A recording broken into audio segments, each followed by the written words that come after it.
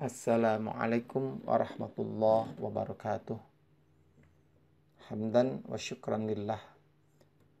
Ananda sekalian yang saya cintai dan yang saya banggakan, untuk pembelajaran jarak jauh pada kesempatan kali ini kita akan membahas tentang berempati itu mudah, menghormati itu indah. Jadi ada dua topik bahasan. Pertama, bagaimana sikap empati yang dimiliki oleh kita kemudian kita kembangkan. Yang kedua, bagaimana kita cara menghormati, yang dalam hal ini berbicara tentang menghormati orang tua dan juga menghormati guru. Baiklah, untuk yang pertama kita ulas dulu apa itu empati.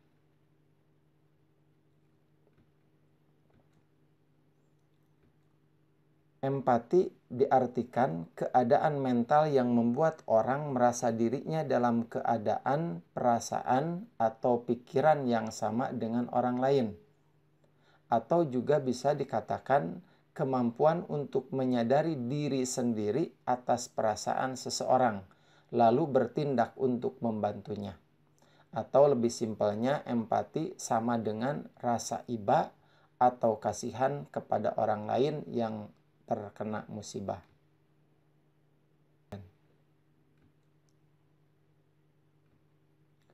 Adapun yang menjadi landasan hukum, dianjurkannya kita untuk melakukan atau memiliki sikap atau perilaku empati sebagaimana Allah jelaskan di dalam Quran surah An-Nisa ayat 8. A'udzu billahi minasy syaithanir rajim. Wa idza hadaral qismata ulul qurba wal yatama wal masakin farzaquhum minhu wa qulu lahum qawlan ma'rufa. Shadaqallahul azim. Artinya, dan apabila sewaktu pembagian itu hadir beberapa kerabat, anak-anak yatim, dan orang-orang miskin, maka berilah mereka dari harta itu sekedarnya, dan ucapkanlah kepada mereka perkataan yang baik. Dalam ayat ini Allah menegaskan bahwa kepedulian kita terhadap orang-orang yang ada di bawah kita, baik di bawah dari segi ekonomi kita ataupun orang yang sedang membutuhkan sesuatu dari kita.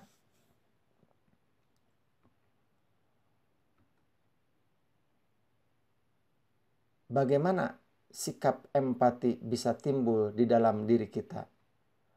Pertama, empati dapat timbul dalam diri kita apabila kita dapat merasakan apa yang dirasakan oleh orang lain. Yang kedua, mampu menempatkan diri sebagai orang lain, seolah-olah kita yang sedang merasakan apa yang dirasakan oleh orang lain. Dan yang ketiga, menjadi orang lain yang merasakan.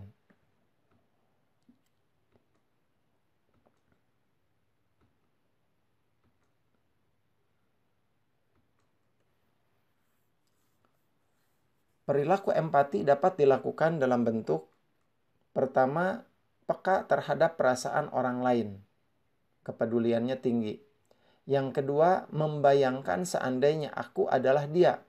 Sehingga kita termasuk orang yang merasakan apa yang teman kita atau orang lain rasakan. Yang ketiga, berlatih mengorbankan milik sendiri. Dan yang keempat, berlatih membahagiakan orang lain. Apabila 4 hal ini kita lakukan atau ada dalam diri kita, maka kita termasuk memiliki perilaku empati di dalam kehidupan sehari-hari.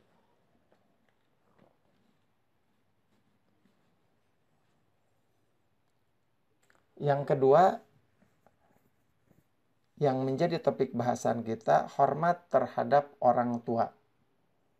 Hal ini sudah Allah pertegas atau dijelaskan di dalam Quran surah Al-Baqarah ayat 83. Allah berfirman, A'udzu billahi minasyaitonir rajim. Wa idh akhadna mitsaqa bani Israila la ta'buduna illallaha wa bil walidaini ihsana. Sampai kalimat itu yang saya garis bawahi.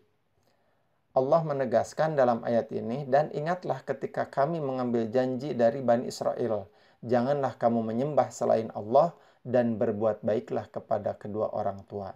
Dalam istilah Al-Quran, bahasanya wabil walidaini ihsana. Kewajiban kita untuk berbuat baik terhadap orang tua. Lantas bagaimana cara berbuat baik kepada orang tua atau cara berbakti kita terhadap orang tua? Dalam hal ini ada dua bahasan. Pertama, cara berbakti kepada orang tua ketika orang tua masih dalam keadaan hidup. Dan yang kedua, berbakti kepada orang tua ketika orang tua sudah meninggal dunia. Bagaimana cara kita untuk berbakti atau mengabdi kepada orang tua ketika orang tua kita masih dalam keadaan hidup? Pertama, berupaya memperlakukan keduanya dengan sopan dan hormat. Jangan sekali-kali kita melakukan aktivitas yang menimbulkan orang tua kita marah atau merasa tidak nyaman dengan perilaku kita. Yang kedua, selalu membantu pekerjaannya. Artinya pekerjaan yang memungkinkan kita dapat lakukan sesuai dengan kemampuan kita. Yang ketiga, mengikuti nasihatnya jikalau nasihat itu adalah hal yang positif, yang baik, yang kira-kira tidak bertentangan dengan aturan agama. Dan yang keempat, cara hormat atau cara berbakti kepada orang tua ketika orang tua masih hidup, yaitu dengan berupaya membahagiakan keduanya. Tentunya dengan cara dan kemampuan kita. Bagaimana sekarang cara hormat dan patuh kepada orang tua yang sudah meninggal dunia? Pertama, selalu mendoakan keduanya. Salah satu di antara doa yang masyhur yang mungkin ananda sekalian sudah pada hafal, Allahumma gfirli dzunubi wali walidayya warhamhuma kama rabbayani shaghira. Yang kedua, senantiasa melaksanakan wasiatnya. Jikalau wasiat itu positif dan dibenarkan menurut syariat agama. Yang ketiga, menyambungkan silaturahmi. Artinya kita mencoba untuk beristiqomah tetap menyambungkan silaturahmi yang pernah orang tua kita jalankan. Kemudian yang keempat, menjaga nama baik keduanya.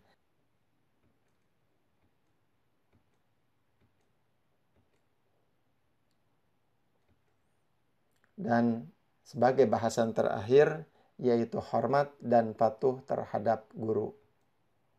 Sebagaimana mafhum bahwa guru itu sendiri adalah seorang pengajar suatu ilmu.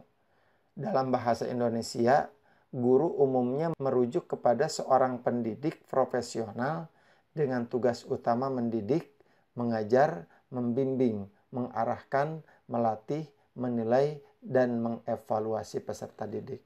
Tentunya dengan kemuliaan seorang guru diharapkan, bahkan diwajibkan seorang murid untuk patuh dan senantiasa hormat terhadap gurunya. Bagaimana cara kita hormat dan patuh terhadap seorang guru? Di antaranya, pertama, memperhatikan apabila diajak bicara di dalam ataupun di luar kelas. Yang kedua, rendah hati, sopan, dan senantiasa menghargai. Yang ketiga, senantiasa melaksanakan nasihatnya. Yang keempat, mengucapkan salam apabila kita bertemu dengan guru kita. Dan yang terakhir, melaksanakan tugas belajar dengan ikhlas.